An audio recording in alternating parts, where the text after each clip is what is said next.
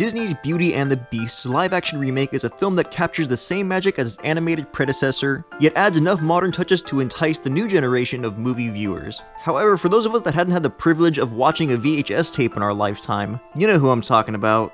God, I feel old.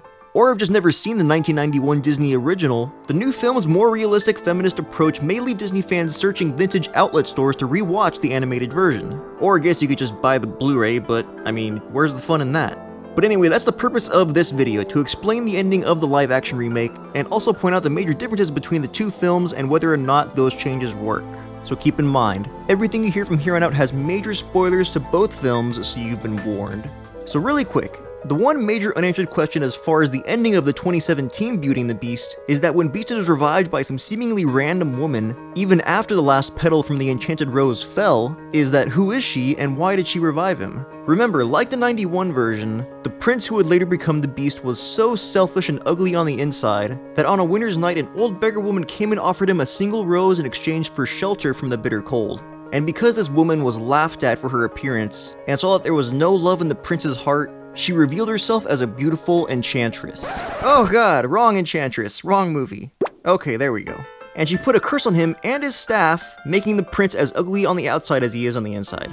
But in the animated version, this is the first and last we ever even hear of this enchantress woman. So in this newer version, she plays a much bigger role, and we learn her name is Agatha. Next we see of her, she's there to rescue Belle's father who is tied to a tree and left to die by Gaston. And then she is with, but not part of the angry mob that goes to the Beast's castle. It's in the aftermath of the final stages of the last petal falling that Agatha shows up to revive the presumed dead prince after hearing Belle say, "I love you." And also apparently remove 3 bullets cause, I don't know, magic I guess? But remember, the Enchantress's curse states that the Beast and all of the staff that were turned into objects will stay that way forever once the last petal falls. Which is why there's a somber moment of all the objects becoming inanimate, which didn't happen in the 91 film as Belle says "I love you" just before the last petal falls. So the only way the spell would have been reversed is if the Enchantress was there in person and made the executive decision to lift the curse. Had the last petal fallen like in the animated version and Agatha had not been there, well then sorry, no backsies. So with this ending and the decision to make Agatha a more prominent character,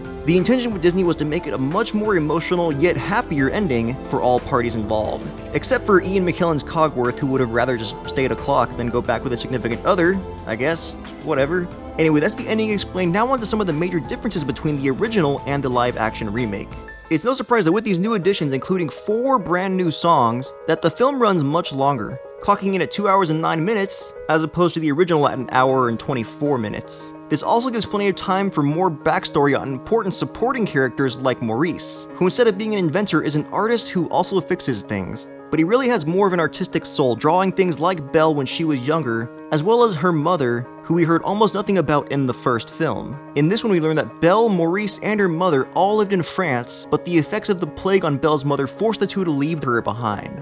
Luke Evans' Gaston also gets a little more backstory, this time being a former captain returning from a war, and they removed the wedding before he even proposed to Belle's scene because, well, that would have been ridiculous. What wasn't ridiculous is the more feminist approach on Emma Watson as Belle, making her far more inventive and more anti-princessy than her animated counterpart. Also getting rid of her character's slightly Stockholm Syndrome-y feel with the Beast. And speaking of the Beast, we get one extra tidbit of information on him that explains his abrasive behavior. It's Mrs. Potts that reveals that the prince's mother also died when he was young, and her and the staff feel like they didn't intervene enough with the prince and his father, who turned him into a hurt, selfish young man. And we might as well talk about it since everyone was in such a big kerfuffle in LeFau's exclusively gay moment.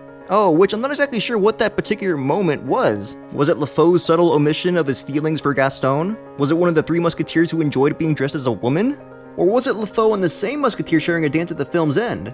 I don't know, and I don't really think it matters. LeFau was actually one of my favorite performances in the film, and it's not like his character was drastically changed from the animated version. You just have to see the subtext. The very, very, very subtle subtext. I mean, if the new Beauty and the Beast has one lesson, it's that beauty is only skin deep.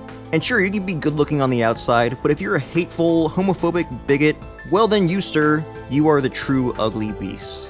And that's everything I have for the Any Explained and biggest differences between the 2017 and 91 Beauty and the Beast. Be sure to like, comment, and subscribe below, and tell me your thoughts on the film. And also comment which of the next live-action Disney remakes are you the most excited for? Or if it's unannounced, which Disney film do you hope to be remade into live action? And don't forget, as always, this is 5 Things Explains Everything with the Finger Bang Show. I'm out.